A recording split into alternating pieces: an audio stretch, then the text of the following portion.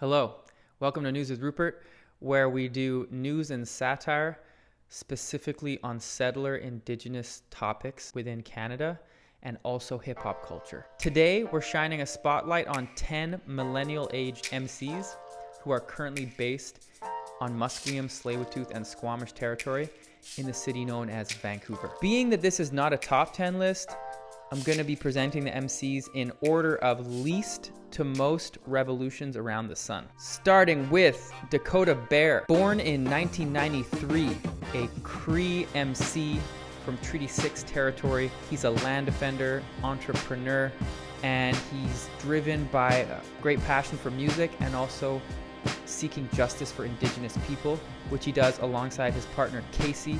They are the creators of Decolonial Clothing Company. Dakota's come a long way from a cappella rap battles and mixtapes to being a real community leader. I suggest checking out the song Freedom on YouTube and go from there. Our next artist is Missy D, born in 1992, a self-described femc who channels the motherland through her soulful boom bap. It's been a long, steady build for Missy D, and she's finally getting the press she deserves. She got her start in university circles of poetry and music, transitioning easily to the ciphers of East Van and onto the bigger stages at festivals. Missy D is known to carry a melody and spit bars in 2 different languages. I suggest checking out her track Yes Mama, which is available on all streaming platforms and has a great music video. Moving right along to T Crispo, rapper, producer, and procurer of CBD teas. She has a sense of style backed by reflective lyrics. Birth name Tara Nay, she kind of channels this neo-soul vibe along with some mysticism from the Kabbalah. Check out her self-produced instrumental EP Asaya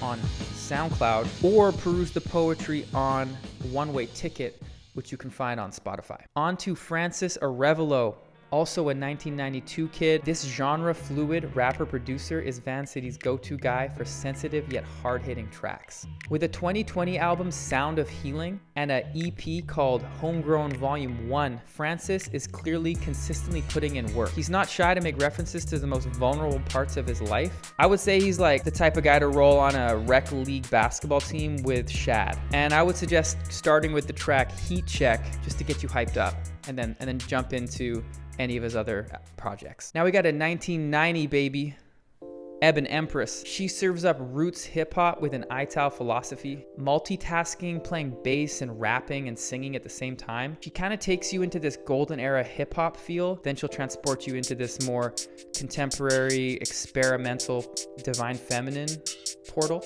Currently, she mostly has demos and live performances online, but I know there's some projects coming, so just go follow her and wait for those gems to drop. Next up, we got HK, which stands for Higher Knowledge, born in 1989. He's a community builder, spoken word poet, and hood hero. You may be wondering, does Rupert really know about the hood? No, but I do know that HK is real, and that's where he grew up, so that's why I said it. He's also my friend.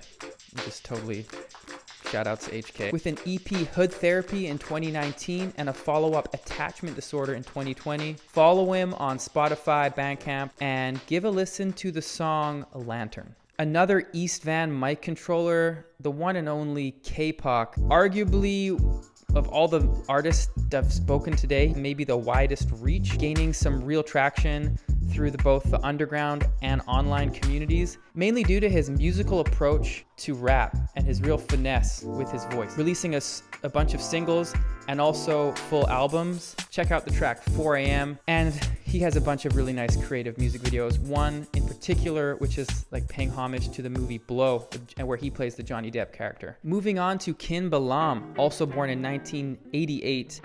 He plays flamenco guitar and blends his musical compositions with jazz and Afro-Indigenous. He then will spit these raps over top of these soundscapes, and then he'll launch into these like heart-wrenching, vulnerable, beautiful vocal runs and songs. He has mostly demos and lots of live recordings and live performance videos, but I know he's working on a full-length album, and it's probably going to come out in 2022, so be prepared for Kin Balam to take Canada by storm. Next up, 1988 and beyond, Kim Ordle, a really well-known artist out west. Kim Ordle brings her POC queer perspective and really pushes the envelope, and always has done with issues of politics and identity within her music. She blends indie, folk, hip hop, neo soul.